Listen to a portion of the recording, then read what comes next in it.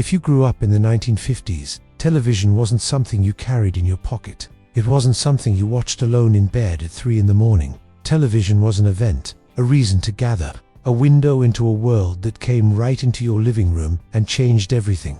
Before the 1950s, most families didn't have a TV. Radio was king. The living room was arranged around that big wooden console, and families sat together listening to voices and music coming through the speaker. But then television arrived, and nothing was ever the same. The TV itself was a piece of furniture, a massive wooden cabinet that weighed as much as a person and dominated whatever room it lived in. The screen was small, maybe 12 inches, 14 if you were lucky, black and white, fuzzy around the edges. But it didn't matter, because it was magic. Moving pictures, in your home, for free. Well, not free, you'd paid for the TV, and that wasn't cheap. But once you had it, the shows just came, through the air, picked up by the antenna on your roof. You'd fiddle with that antenna constantly, adjust it, rotate it, send one of the kids up on the roof to move it, while you yelled directions from inside. A little to the left, no, too far, back the other way, until finally, the picture cleared, the snow disappeared, and there it was, a miracle. Getting a television was a big deal. It meant you'd arrived, you were modern, connected, part of the future. Neighbors would come over to watch. Seriously, if you were the first on your block to get a TV, your living room would fill with people on certain nights, all crowded around that little glowing screen. Nobody minded. That's just how it was. Television was communal, shared, something you experienced together. The networks controlled everything. NBC, CBS, ABC, later, Dumont, though they didn't last long. There were only a few channels, 3, maybe 4 if you were in a big city, and they didn't broadcast all day. They'd sign on in the morning, sign off at night. When they signed off, you'd see a test pattern, concentric circles, and bars and hear a tone that meant, go to bed. There's nothing more to watch. Programming was scheduled, rigid. If I Love Lucy aired Monday night at 9 o'clock, that's when you watched it. There was no recording it, no streaming it later, no pausing. If you missed it, you missed it. And you'd have to wait until someone brought it up at work or school the next day to find out what happened. Did you see Lucy last night? The one where she worked at the chocolate factory? Yes, I nearly died laughing. And if you hadn't seen it, you felt left out, because everyone was talking about it. Everyone had watched the same thing, at the same time, and it created this shared experience that doesn't really exist anymore. I Love Lucy was the biggest show of the decade, maybe the biggest show ever, in terms of what it meant to the culture. Monday nights at 9, CBS, 30 minutes, and for that half hour, America stopped. Lucy and Ricky Ricardo, Ethel and Fred Mertz, a red-headed housewife who was always getting into trouble, and her Cuban bandleader husband who would throw up his hands and shout, "Lucy, you got some splaining to do." It was funny, really funny.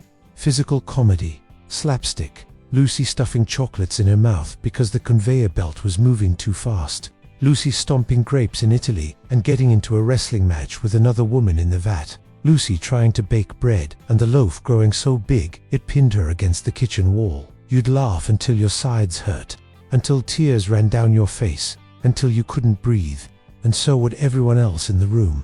Your parents, your siblings, your grandparents, the neighbors who came over, because it was clean, wholesome. Everyone could watch it together.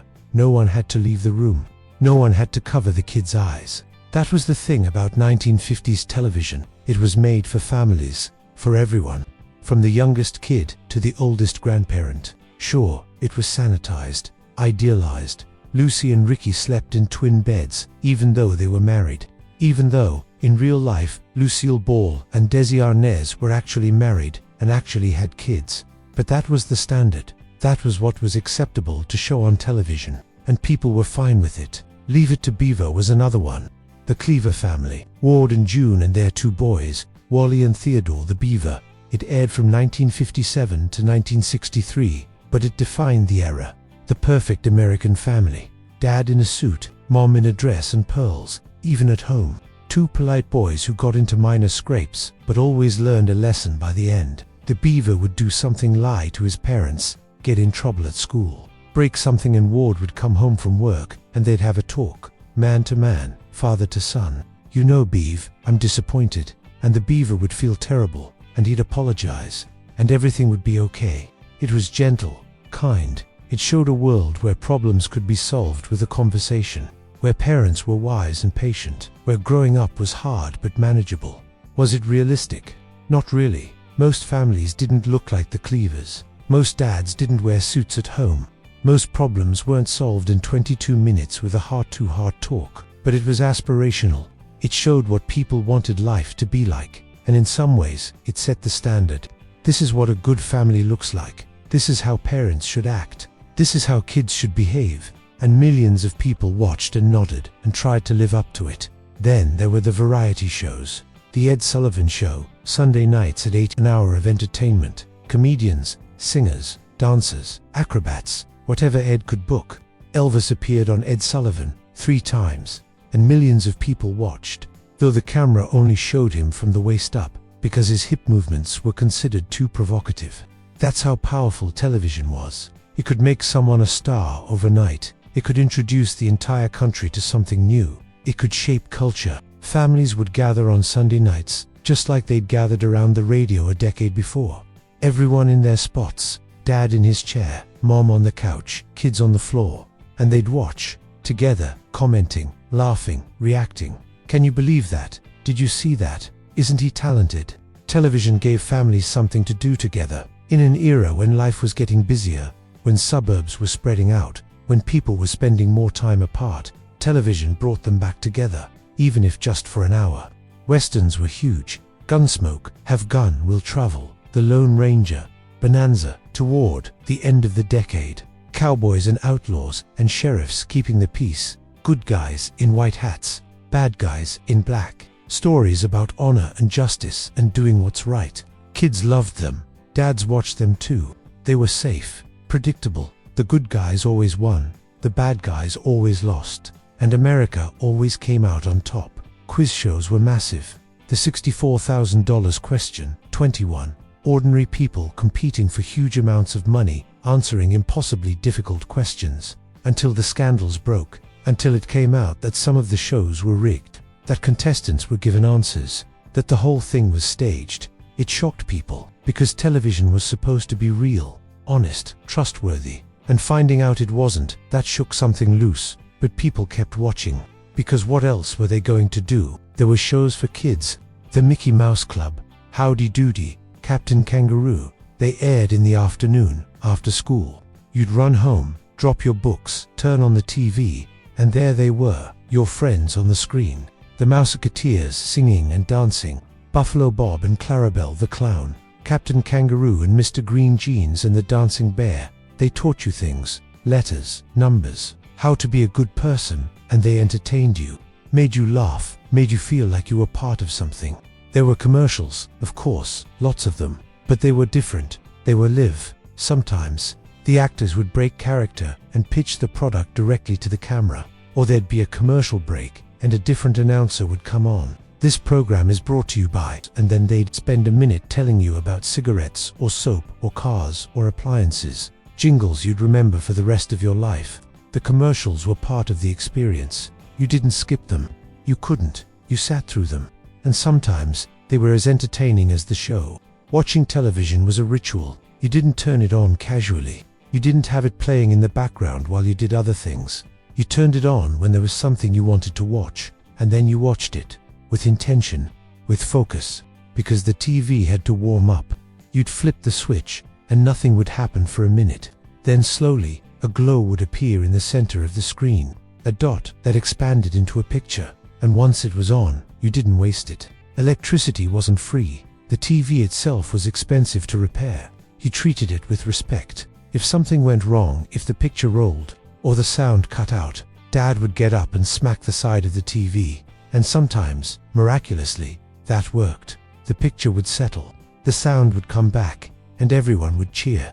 Friday nights were different. That's when the kids' shows gave way to adult programming, dramas, mysteries, shows that weren't appropriate for children, so the kids would be sent to bed, and the parents would have the TV to themselves. A rare moment of entertainment that was just for them. Saturday mornings belonged to the kids. Cartoons, The Lone Ranger reruns, Sky King, shows about adventure and heroism and doing the right thing. You'd wake up early, pour yourself a bowl of cereal, sit cross-legged on the floor in front of the TV and watch for hours, until your parents woke up and told you to go outside, because you couldn't watch TV all day. That wasn't healthy. You needed fresh air, exercise, interaction with real people, so the TV would go off, and you'd go play, and you'd come back inside for lunch, or dinner, or the next scheduled program. Television changed how people talked. Phrases from TV shows entered everyday conversation. Lucy, you got some splaining to do.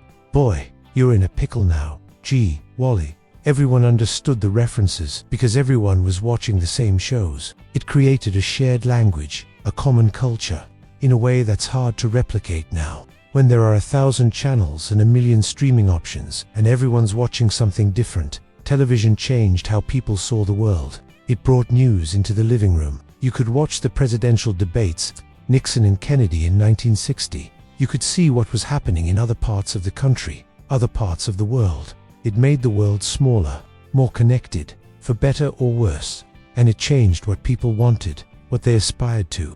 The houses on TV were clean and bright, the families were happy, the problems were and people looked at their own lives and wondered why things weren't that easy, why their houses weren't that clean, why their families weren't that happy. Television created an ideal, and then reality had to measure up. But in the moment, in the 1950s, television was wonder.